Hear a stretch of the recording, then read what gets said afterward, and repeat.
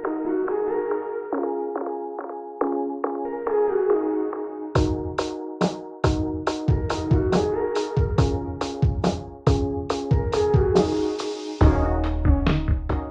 I'm Kamangar. I'm joined today by the most amazing group of people. It's our SF Derm medical students who are just fantastic. They've helped us so much this year. We couldn't have done the SF Derm Symposium 100-year centennial meeting without them.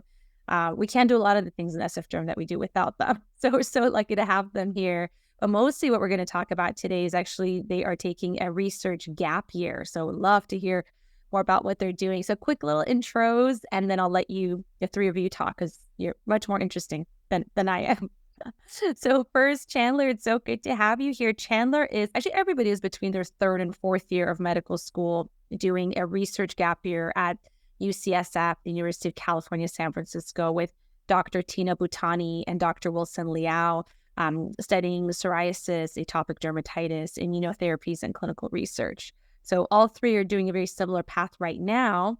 Chandler Johnson is coming from the AU-UGA Medical Partnership in Athens, Georgia. Katie is at the University of Nevada in Reno, and Payton is at the University of Arkansas for medical sciences. So good to have the three of you here. I'll turn it over to you guys. Maybe Payton, we'll start with you. Do you want to add anything else to the bio before we get into questions? Anything you'd like to say about yourself? Sure. Yes. Thank you so much for that introduction. So, like you said, I'm a medical student at UAMS, and I'm currently taking a research year at UCSF with Dr. Bhutani and Dr. Liao as my PI. So I grew up in Northeast Arkansas. So as a result of that, I love anything involving nature. And contrary to what some people might believe, SF has a ton of nature. And I've really been enjoying getting to explore some of that. As for my professional experience, I'm also a peer tutor at UAMS and a mentor for medical students that are interested in dermatology. Some of my passions include advocacy, and that has led me to serve as the president of the Medical Students for Choice at Arkansas, a place where that has become increasingly important. And then I'm also one of the medical student liaisons for the AAD LGBTQ expert resource guide, and that has really helped me explore my passions for gender affirming care. And so I'm very thankful for UCSF and for the AD for helping me explore those passions. That's fantastic. Thanks so much. And Chandler, anything else you'd like to add? Sure. Thank you so much for the introduction. I'm just really excited and happy to chat with everyone tonight a little bit about our background and our experience so far with clinical research and with SFDS. So I'm originally from Rome, Georgia, which is a town kind of in between Chattanooga and Atlanta. It's a great halfway point. And I went to college in Athens as well at the University of Georgia. And I loved Athens so much, I decided to stay at one of our regional campuses of Medical College of Georgia, which is the AU-UGA partnership. So I am a huge supporter of our campus. I'm always trying to recruit new medical students to come to our campus. So I've been really involved with our campus ambassadors. And before I came out here to San Francisco, I was wrapping up my role as the president of that organization. And I feel like I'm the type of person that just can't let go of my role. So I'll still give virtual tours from out here despite the time change, just because I'm really passionate about our campus and supporting future medical students and applicants to medical school. So that's one of my most meaningful roles from my campus. Like Payton, I'm also a peer tutor, so that's a great way for me to stay up on my medical knowledge while I'm taking my research gap year and still work that mental muscle. So in terms of things outside of medicine, similar to Payton as well, I really do enjoy the outdoors. I grew up going to the national parks and doing their junior ranger programs, which is kind of like Girl Scouts for the outdoors. So I like taking time and going on a lot of the hikes in the area, especially in Pacifica. That's sort of like my favorite little like hideaway. But I'm really excited for the year. I got here in San Francisco in August. So I'm getting in the swing of things, and I've really enjoyed all the things that I've been learning about atopic derm and psoriasis, especially psoriasis because I have a personal connection with the disease because my mom has palmoplantar psoriasis. So this has been a topic very near and dear to my heart. So I'm just really excited for all the things that this year has in store for me still. Fantastic. And Katie? Yeah, so also a thank you for having us tonight and having us on the podcast. Similar to both Chandler and Payton, I really enjoy being outside. So I was born and raised in the Lake Tahoe area, just a quick 3.5-hour drive away from San Francisco here. And so I love stand-up paddleboarding and camping and being outside. And then when I'm not, outside camping, being outside, I like to play Settlers of Catan with my family. I'm a huge board game person. I can get a little bit competitive when it comes to board games, but I really enjoy playing them. As for professional career, I attended University of Nevada, Reno for both undergrad and medical school. I was a part of an accelerated medical school program, so I was accepted kind of outside of high school and then did undergrad in 3 years and then went straight into medical school. I decided on dermatology a little late in my 3rd year, and once I decided it was kind of no looking back from there. So I really enjoyed all my experiences in dermatology and really grateful for the experience to be a CRC at the UCSF Psoriasis Center. I'm interested in immunology and genetics and kind of all things derm at this point, just keeping an open mind.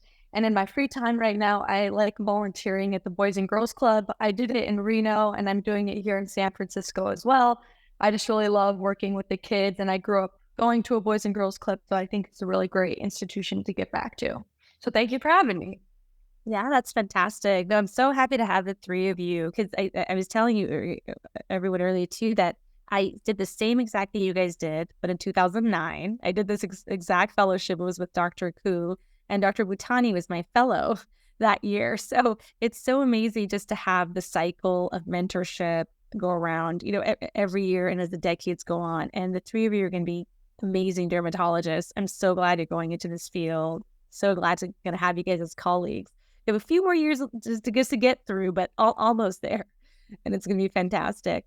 And I agree with you. San Francisco is amazing. It's a city, but you have all the outdoor stuff, so you're not feeling like you're too cramped. So it's just I love doing that 1 year in San Francisco as well. So I actually ended up staying for 2 years because it was so fun, but it was fantastic.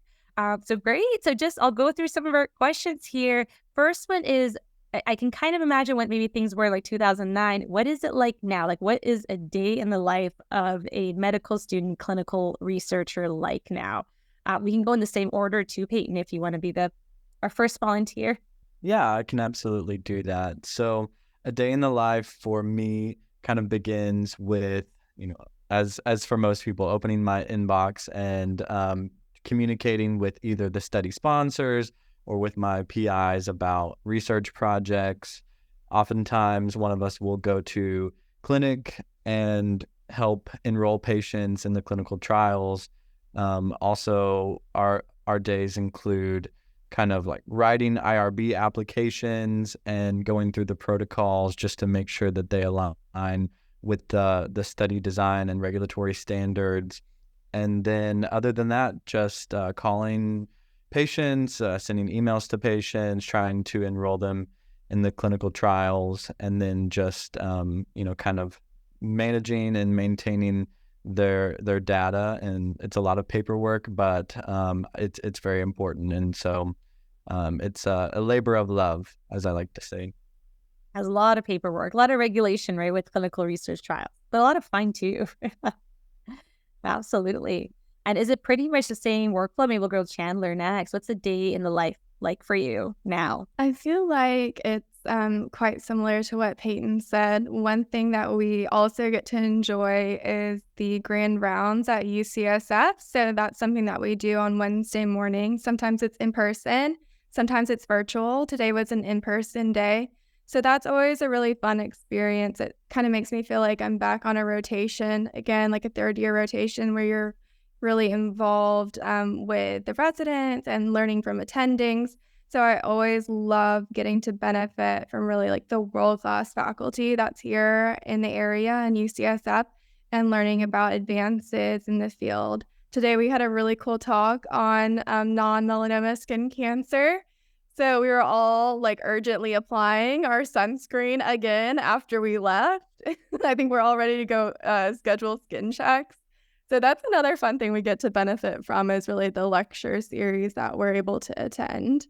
One of my personal favorite things that I get to do is the recruiting. So I'm recruiting pretty heavily for a high priority clinical trial right now. So that involves a lot of calling and talking to patients that have expressed interest in maybe being involved. And that has always been one of my favorite parts of my rotations is simply just getting to talk to potential subjects in this case, but really patients that have the pathologies that we're interested in learning about.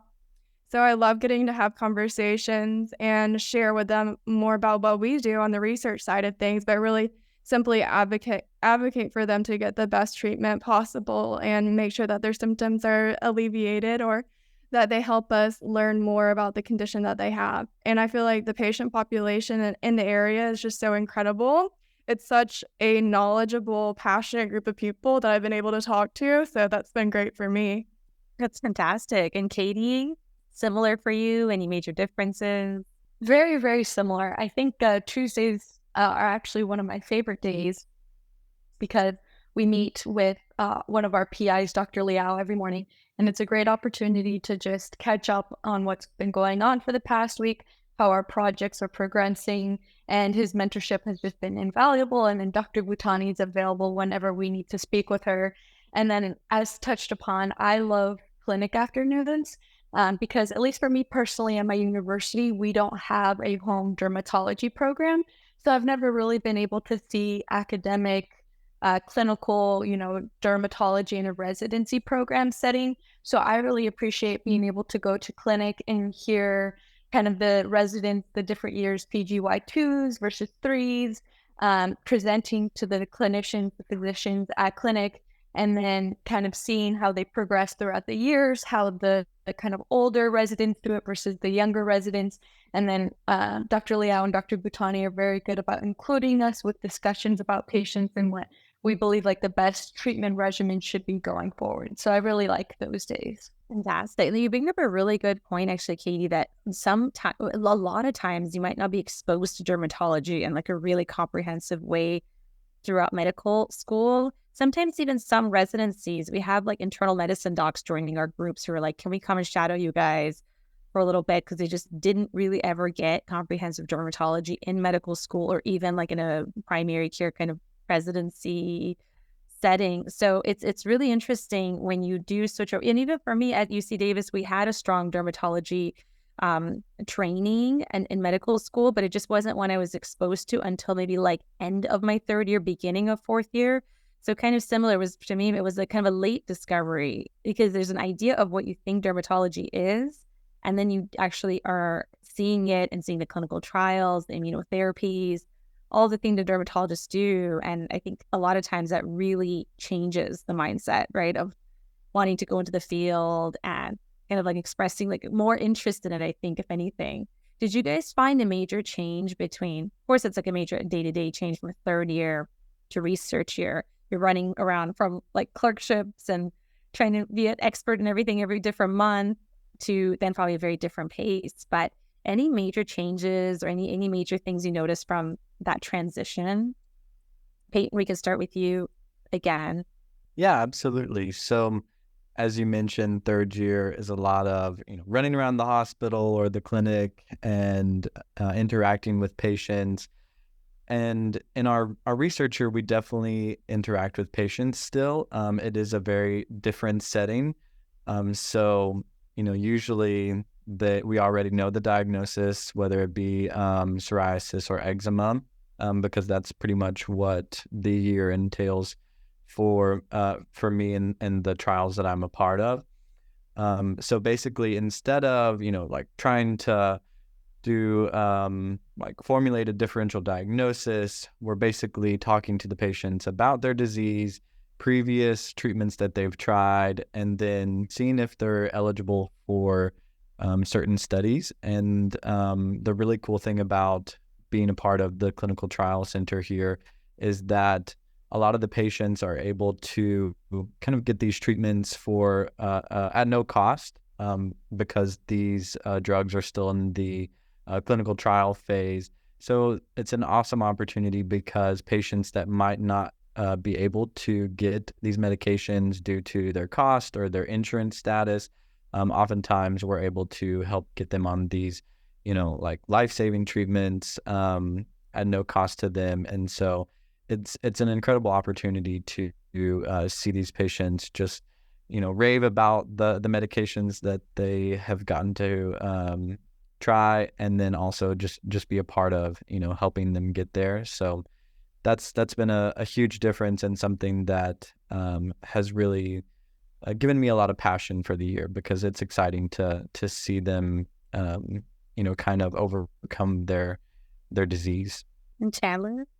Yeah, I found that, this research year is very different than the day-to-day of my third year clerkships. One of my favorite aspects is the fact that when I come home from work, I don't have to immediately break out my practice questions and get ready for a shelf exam. So I have the space and the time to explore some of my hobbies and enjoy some of the things that I didn't have time to enjoy during third year. So one of the things that I enjoy quite a bit is going to the gym more regularly. Katie and I actually go to the same gym and sometimes cross paths, sometimes speak, sometimes not if I'm fighting for my life on the treadmill. But it's been really nice to take time and space for myself. And, this is a really intense year, but I found that despite its intensity, it's also really restorative for me, like physically and mentally, after how grueling third year can really be. And I think that speaks so much about the field of dermatology. I mean, people always kind of say like, oh, dermatologists are happy, but I think we're a group that, sure, the nature of it sometimes that you don't have those emergencies at 3 a.m., things like that. But I think as a field, we value mental health. And I think like immediately when you go from all these core clerkships into dermatology, you immediately see that difference. You're probably actually working harder than you ever really are. Your mind is working harder, I find, in dermatology, because it goes to just a higher level of complexity and figuring out all these therapeutics rather than like the everyday kind of the treadmill part of the third year. But then it's really like also enjoying yourselves. And then it's even with the medical conferences, they're different, right? They're a little more fun, I like to think. But it's intellectual but fun. So that's a really good point to actually just touch on too. And Tati, how about yourself? Any major differences between last year and this year? Yeah, I feel like for me, at least in my third year experience, my whole class was on a different rotation schedule. So every student was kind of in a different rotation at a different time. And I was paired with different students for different rotations throughout the year. So I would personally say third year was a little bit more isolating overall for me. I found myself alone more often, or just with a different group of people all the time. And so I feel like what I've come to appreciate the most about this research year has been working with these lovely people, as well as the other people at the Psoriasis Center. And I feel like the collaboration and the teamwork environment is just awesome during this research experience for me. And I love going to work every day and being able to work with so many like-minded people so closely. That's fantastic. And the three of you are just so amazing that I think you guys are going to probably be extremely close, lifelong friends. That's usually what happens with Dr. Ku's fellows and Dr. Bhutani, now Dr. Bhutani and Dr. Liao's fellows. And then, of course, every year we always keep getting together at different conferences. So you guys are stuck with us now. Can't get rid of us now. Perfect. And then I'm just going to just throw it out there. Whoever wants to answer this, dermatology is a little hard to get into. It always has been. It probably is even a little harder now. I hear every year they say it gets harder and harder. I don't know if that's actually statistically true or if it's the same rate of, of acceptance every year, but it feels like it's harder every year. Is there some element of that? Because there's the research year and it's a completely, year of learning. And for me, I remember when I did my research year, I'm so glad I did it, because at the end of the year, I was really an expert in immunotherapy, psoriasis, atopic derm, even more so than some of my senior residents when I started residency who didn't have that kind of exposure. So it's in the long term, looking back, the fellowship is there for you to become an expert, which is what you guys are doing. But then there's that element of you still have to apply for the next step. So when you're in it, you can't kind of just fully block that out. What's that been like? And we don't have to necessarily go in order. Anyone who has any comments, is that still a super stressful process? I presume the answer to that is yes, but I'd love to kind of hear how you guys are feeling about it and just the general thoughts around that and what the game plan is and what you guys are hearing. I definitely think it is still, difficult to get into dermatology, and it can be stressful at many points along the way. But something that I think is very important is to, choose research and networking events that you are genuinely passionate about, because, research is very highly important for people that are trying to get into dermatology. But if you're able to pursue research that you are passionate in, that intrinsic motivation will keep you going when things get really difficult and you get really busy and stressed out. You can kind of always just go back to, why am I doing this? You know that you're not just doing this to get into dermatology, but because you really believe in what you're doing and you're passionate about it. And you know that, hey, even if I don't get into dermatology, I'm contributing to medicine as a whole, or, just the world as a whole. And you can kind of feel like I'm making a difference in the world. And no matter what happens, that will be enough for me. And so that is something that kind of keeps me going when I get a little stressed out about the competitiveness of dermatology. Yeah, sorry, not to bring it all back up again too. You can just ignore it and it doesn't exist. You'll deal with it when you guys apply. But Chandler, Katie, any other, how do you guys deal with that whole aspect of it? Sure. I feel like the application process will never not be stressful. There's always going to be tons of worries on our mind. I feel like not only the applications, but the interviews themselves can really weigh heavily on you, and especially your preparation for them. I am really grateful to have the opportunity to partake in this research year, because I feel like in a way it helps me alleviate my anxieties over the process, because I feel like I'm going to be so much more prepared than I would have been if I had not taken a year, in so many different ways, in terms of my knowledge of dermatology, because like you mentioned, our knowledge of the different biologics and also the pathologies that we're learning about in our day-to-day, we'll have such a great foundation when it comes to that, and have the time to study up on other pathologies that we're going to be seeing when we're doing our acting internships or away rotations. So we have time for that independent study that I probably wouldn't have had so much time to do had I had just taken step 2 and immediately started an away rotation. So that opportunity to prepare helps alleviate anxiety. Plus, I feel like this whole opportunity to do research has helped me learn more about the field. It has made me feel more confident in my decision to pursue dermatology, because at the beginning of med school, I had flirted with the idea of other specialties. But now doing this research year, I can tell that it truly is the career for me, and it has made me even more resolute in that decision. So on the whole, I think that there's going to be anxieties, but this has helped me alleviate so far. Fantastic. And Katie? Yeah, I agree completely. I think there's a lot of anxiety around the whole application process. Originally, when I decided to take a research year, part of me was, and still is, really disappointed to watch my classmates move on to the next step of their application process, while I almost felt like I was getting left behind. But now that I've begun this research year, in retrospect, now I get to kind of see them go through it and support them through the process, and also see what the process is like for them. And they have been super helpful to me, even if they're not going into dermatology, and giving me advice how to approach the process, what the timing of the process is, how to stay happy and healthy throughout this, really stressful time. So I've actually appreciated that a lot. And then again, just the invaluable mentorship from Dr. Bhutani and Dr. Liao, kind of holding our hand, guiding us, and giving us information as we go through the process, just makes the anxiety a lot less. And Katie, you touch on such a good point, because I still feel like that little pain of not graduating with my class it's funny the things that stick with you, the things that don't. And it's like the anxiety and all of that that's so lively every day when you're in the fellowship about the application. Right after applications, you just forget about that. Like I couldn't even like remember that feeling now if I tried. But the things you remember, actually, that's one of them. Like when you talk about like the feelings you remember, it's a sad thing. I mean, you're gaining so much, you're getting so much experience. It's altered the trajectory of my career. So it's not anything you would even think about not doing if you were to go back. But there is something kind of sad about not graduating with your class because you start together, you do your like white coats. I don't know how your school, but we had the white coat ceremony, you get your stethoscopes together, you do all these, you take the oath together, like all these things that you do together. And then all of a sudden this cohort is doing this like really big celebration because not a whole lot of other, it's becoming more common, but not a whole lot of other fields will take this kind of gap year like dermatology does. So it's a little bit of a, it's a little bit thing there. Payton and Chandler, how are you guys feeling about that?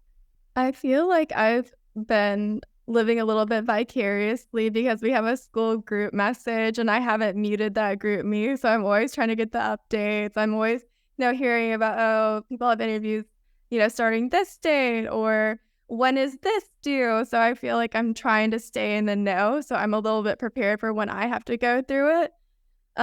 My boyfriend is actually in my original med school class. So I've been, basically along for the ride hearing about him submitting his ERAS. I was telling Dr. Bhutani that I'm his editorial team, like proofreading the ERAS application, just listening about like interviews rolling in. So that's been fun and exciting for me. I wish I could experience it at the same time that he is, but it's almost nicer this way because I can just like celebrate him and my focus is on his achievement. Oh, that's really great. Payton, how about you? Any feelings around that? Yeah, so I keep up with my friends back home, and obviously I miss my friends back home, but I do not feel left out in the slightest. In fact, I feel so relieved that I'm not having to do aways right now and like go through ERAS and find all these letters of recommendation. I did not feel like I was ready to start that process. And this research year has just really been a huge weight off my shoulders because I'm like, okay, we're not having to go through that yet. We can kind of take a step back and look at, all my cards. And so I'm just very relieved to not have to be graduating so soon. That's true too. It gives you time to figure things out. And then maybe like there's one advantage is you can kind of party twice. You can party with your original med school class and then again the next year. So there's slight benefits, but I think it definitely highlights the one aspect, which there's a lot of throughout medical training, which is just the sacrifice. I think every year, every decision, it's a huge sacrifice. And we just plow through it. You don't even really think about it. When you look back, and I'm not that old, but when you're a little older and you look back, you're like, those are big sacrifices. These are big decisions to make and like big chunks of time. So you guys are fantastic. But again, it's all worth it. It all works out. How on a lighter note, what are you guys doing for fun in San Francisco? What's happening in the city now? I can start. So we've definitely had time to hang out as a research group, and that's definitely been my favorite part of the year so far. We like to explore the food of San Francisco. It's one of the best places in the world for trying different foods and different cultures. We also have started going out together and dancing together, and we love to have a good time and laugh with each other. I've recently restarted my tennis game. I'm trying to improve my tennis game. I'm horrible, but I think it's really fun. Katie's been kind enough to lend me her tennis racket, and we have plans to all go together. And I know Katie loves pickleball, so I'm gonna have to try that to appease her. And after this, you have to like explain to him what pickleball is, guys. I'm like, where did it come from? What is this thing? Why do I not have to know about it? But we could talk about that at a later time. But it's just like I feel like it wasn't there, and then it was, and then everybody was doing it, but me. So I don't know. There's a whole thing we've talked about that for a long time after this. My dad was on the cutting edge of pickleball, fortunately or unfortunately, and he will not let me forget that. So I can't say that I'm too much of a fan of pickleball because my dad's so competitive. So if Payton and Katie and you end up playing, I'll just be like the cheerleader on the sideline for y'all. Okay, so it sounds like we need to do like a UCSF pickleball championship thing at the end of this. So we'll set that up. And Katie, any other thoughts before? I was going to ask you guys all about the SF Derm involvement, but No, I'm just lucky that I'm pretty close to home, so I have a lot of friends who are able to come and visit. And so that's been lovely, just getting to show them around the city and go to Giants games. And I'm going to a Warriors game come February, so really excited for that. fantastic. Chandler, did we skip you? What are you doing for fun in the city? So I've had the best time hanging out with Payton and Katie. We have a book club that we're doing now, which I'm so excited about. And we've already made plans for us all to meet up, and I'm going to make my famous lasagna. And hopefully we can suss out some cannolis in the city because I know that Katie loves cannolis. So we might have a fun little dinner party and just like hang out, take it easy. I'm kind of a homebody if I'm not like out hiking or anything. So we'll be chilling a little bit. Fantastic. And yeah, that is one thing I would say too about the research. You were saying about the sacrifice, this and that, but it is also just extremely fun. And it's a little bit of a chance to kind of get to see what normal life is like, because I felt like, we're doing the crazy medical school thing, like in the hospital for 3 days straight, all of that, which you'll be back there soon in intern year in a little bit. So it's almost like a little replay when you're back into it. But then you're seeing like all the like tech people and all the other people your age in the city. And you're like, oh, that's what life is like for the other people in their 20s. But you do get this little glimpse of it just for a year of what others are doing. For me, actually, you guys met my husband at the SF Derm event at our Three Crazy Kids. I met him the very first weekend I moved to SF for the fellowship. So life happens. He was one of the people like enjoying his life in San Francisco. I was like, what is this? What do you guys are just out and about? But that's fantastic. And then what other, we kind of touched about it, but any other last kind of goals for the researcher? Anything you're really proud of? Any advice? I guess I can start this one. We'll go over more slowly this time. I would say my advice for a research year and also just kind of medical school in general is saying yes to as many opportunities as you can while also still executing those projects and tasks at a high level. It's really easy to get sucked into saying yes to everything because you feel like you need to have so many things on your resume and CV. But if you're going to say yes to something and then not do as high of a quality of a job at it, then just make sure that you're not saying yes just to say yes. And I would say that's something that I've definitely learned throughout medical school and then my research here. There's just so many opportunities for projects, but I still want to do a good job of them. So it's balancing saying yes and also still doing a good job. It's a really good point. And that I feel like that balance, like that decision never goes away. That like at any point in life, it's like, do you take this on and this and this and this? Or do you just kind of like do a great job at a few things and leave it at that? That's great advice. And Chandler or Payton, do you want to go there? Yeah, I can talk about something that I'm really excited about. So I'm working with Dr. Bhutani to try and understand the environmental impact of biologic packing materials. So as you both probably know, biologics are shipped in styrofoam. And as someone who's like very passionate about protecting the environment, we've kind of been studying the effects of it. And while we don't know yet exactly how much, styrofoam is being produced for these biologics, we know that there is a lot of styrofoam, and we know that about 30% of all styrofoam ends up in landfills, and the other and 20% of the styrofoam made ends up in our waterways. So I think, yes, it's important to help patients with their, dermatologic problems, but if we're not kind of looking at, how we're affecting the environment as a whole, then, it's kind of like, we're just pushing off problems for a later generation. So I think that a lot of the research that is done at UCSF is very important. And I think that we can change the future of how some of these biologics are packaged and really change the way that we approach medicine as a whole and try to preventatively take care of these patients to where we're not just creating problems later on down the line. And then advice that I would have for people considering research here or applying into dermatology, I would say you would be surprised how many people there are out there who want to provide mentorship. So don't be afraid to ask for help. Don't be afraid to reach out to people, cold email people. I definitely wouldn't be here if not for, cold emailing people and, humbling yourself enough to say like, hey, I don't know everything and I need help. Can you be a mentor for me? And yeah, so many people are excited to provide mentorship and to build lasting friendships and not to just like use you for labor, but actually to help you along the way. And so I would say don't be afraid to make that leap and reach out to people.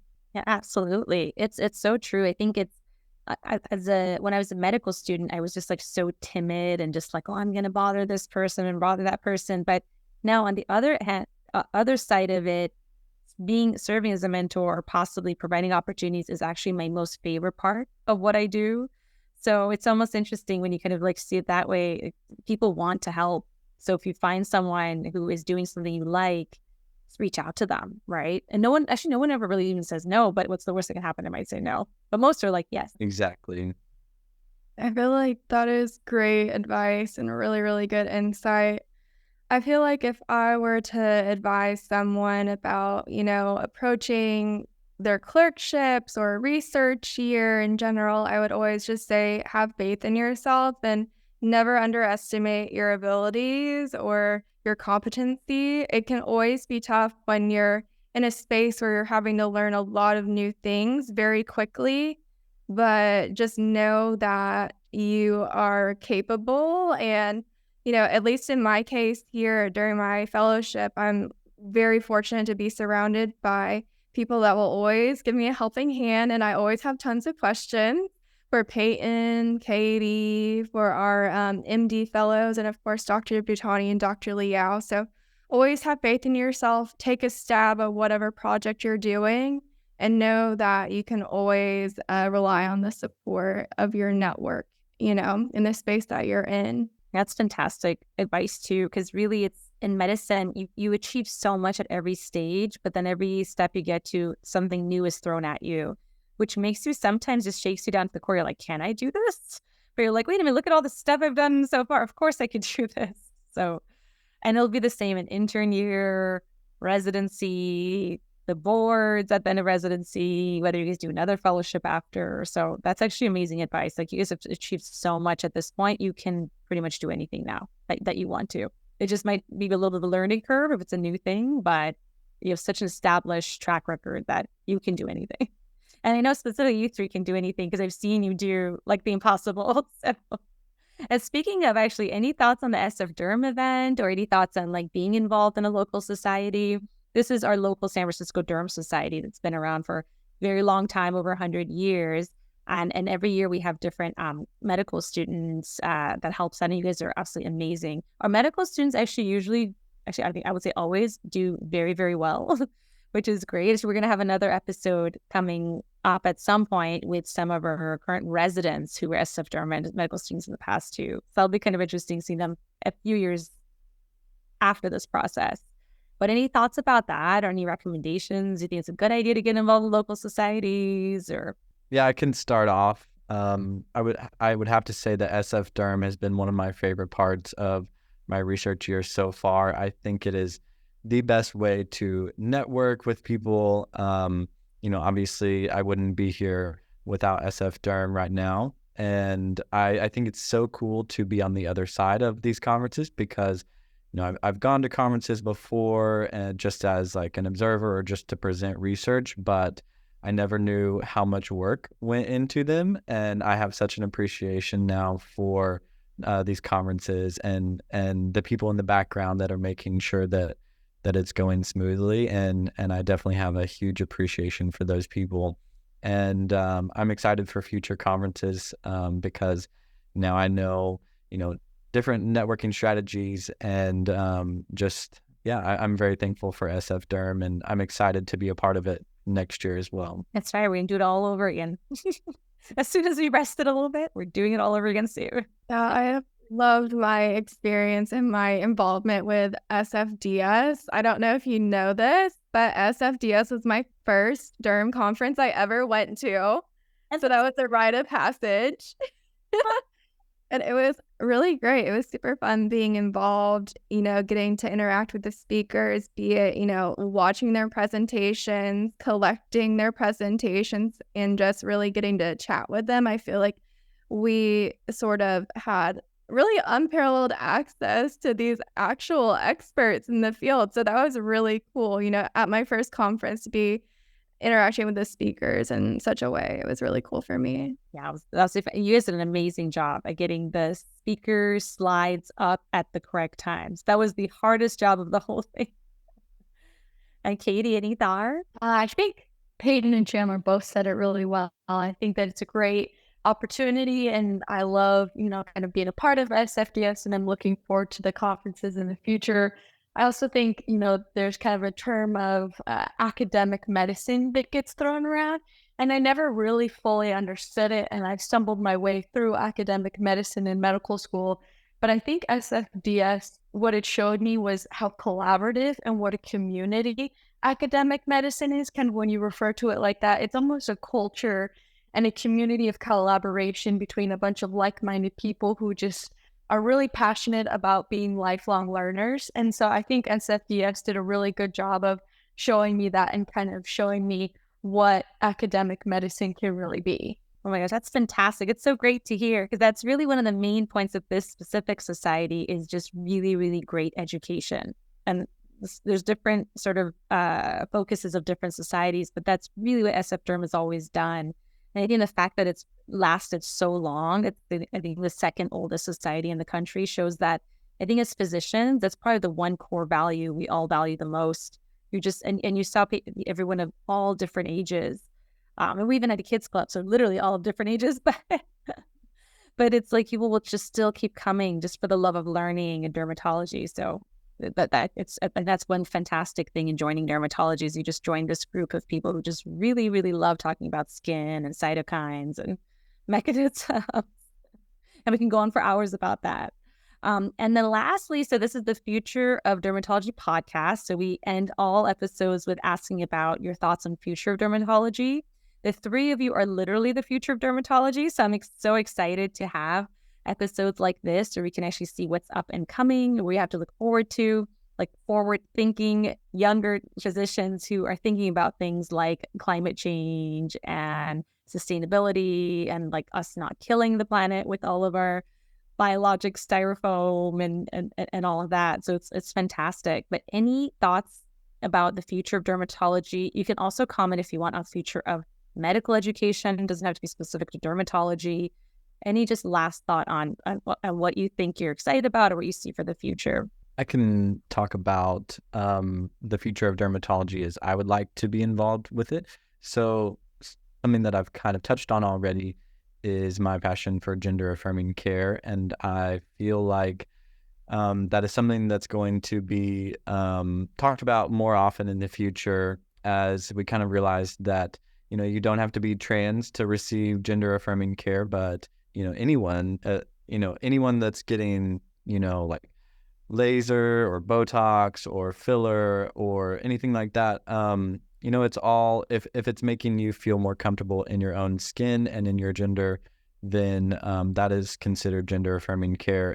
And I don't think that people should be afraid of that, but should really lean into it. And that's something that I'm very excited to be a part of in the future.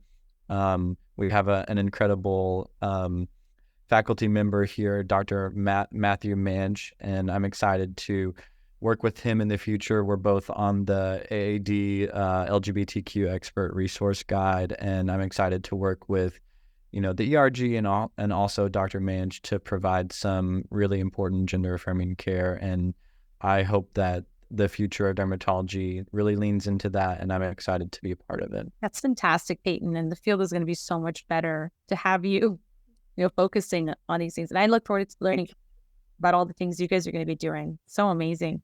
You're so kind. Chandler, do you want to go next? Sure. So this is a very general trend, but one that I really appreciate in medical education, in the sense that education now goes beyond, basic sciences, clinical sciences, but also focuses on social sciences and how we as future clinicians interact with patients and coworkers. So I love that there's that emphasis, at least in the curriculum that I benefited from my campus, in terms of patient interactions. And I feel like that has really informed the way that I approach patients, not only in my third year clerkships, but in my interactions with patients during my research year. And I've just really enjoyed seeing the way that Payton and Katie and my MD fellows interact with patients, because bedside manner is absolutely unparalleled here at this program. And that's something that I value in my interactions with patients, but also as a patient myself. So I love that that's a trend in medical education as a whole. And I sense that in dermatology, that's quite a thing, that people are so strong academically, but they're not just strong academically. They're so social and they have great patient interactions. So I've loved observing that.